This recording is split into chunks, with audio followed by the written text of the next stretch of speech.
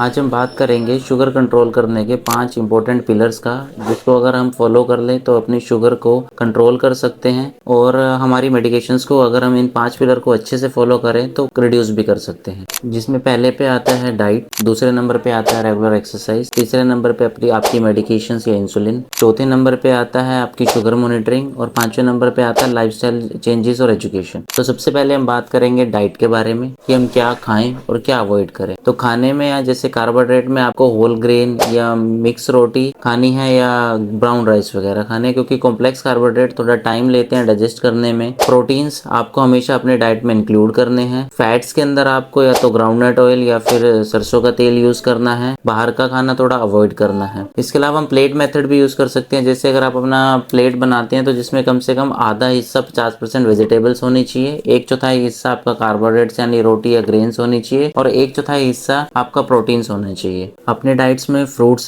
जरूर इन्वॉल्व रखें, जैसे एप्पल, गुआवा, पियर। और आपको फ्रूट्स पूरे खाने हैं, जूस की तरह नहीं लेने। सब्जियां, हरी सब्जियां आपकी डाइट में इंक्लूड होनी चाहिए, जैसे लौकी, तोरी, करेला, भिंडी और ये सब। आलू या फिर जो ग्राउंड जमीन के नीचे उगने वाली सब्जियां हैं, इसका सेवन आपको थोड़ा कम अमाउंट में करना है। डाइट में क्या क्या चीजें अवॉइड करनी है? चीनी नहीं लेनी है, शक्कर, गुड़ और ये सब भी, मीठा बिल्कुल अवॉइड करना है। फ्राइज, बाहर का खाना या फिर पैकेज फूड का अमाउंट कम से कम रखना है, नहीं खाना है। और शुगर एडेड वाली कोई भी ड्रिंक नहीं यूज लेनी है। रेस्टोरेंट्स में खाना कम रखना है। अपने डाइट के पोर्शंस छोटे छोटे उसमें डिवाइड कर लेने हैं। बहुत देर तक खाना नहीं छोड़ना है। दिन में 4 से 5 बार खाना खाना है, पर थोड़े थोड़े अमाउंट में खाना है। सेकंड, हम बात करेंगे एक्सरसाइज के बारे में। कम से कम दिन में रोज ब्रिस्क वॉकिंग जैसी एक्टिविटी 30 से 45 मिनट तक करनी है। आप योगा या स्विमिंग या और एक्टिविटीज भी कर सकते हैं। हफ्ते में 2 दिन के लिए स्ट्रेंथनिंग एक्सरसाइजेज, यानी जो मांसपेशियों पे जिन पे इफेक्ट पड़े, वो कम से कम 2 दिन के लिए करनी है। अगर आपका शुगर 300 या उससे ज्यादा रहता है तो उस टाइम के लिए आपको कोई भी एक्सरसाइज अवॉइड करनी है। पहले अपना शुगर कंट्रोल में लाना है, उसके बाद उस एक्टिविटी को अपने डेली लाइफ में लेके आना है। थर्ड, हम बात करेंगे शुगर मॉनिटरिंग की। अपना घर पे शुगर की मशीन रखनी है। आपको अपना रेगुलर बेसिस पे फास्टिंग शुगर चेक करना है, खाना खाने के 2 घंटे बाद वाला शुगर चेक करना है। और अपना जो 3 महीने का शुगर HbA1c की रिपोर्ट होती है, वो हर 3 से 6 महीने में चेक कराना है। आपको अपना फास्टिंग शुगर 120-150 से नीचे रखना है। और अगर अपना खाना खाने वाला शुगर, तो 2 घंटे बाद वाला शुगर है, वो 180 से नीचे होना चाहिए। तो अपना शुगर रेगुलर बेसिस पे मॉनिटर करते रहें। हमारा नेक्स्ट पिलर है मेडिकेशंस या इंसुलिन। तो अपनी जो शुगर की दवाइयां डॉक्टर ने स्टार्ट कर रखी हैं, उनको रेगुलर टाइम पे खाना है, बीच में छोड़ना नहीं है।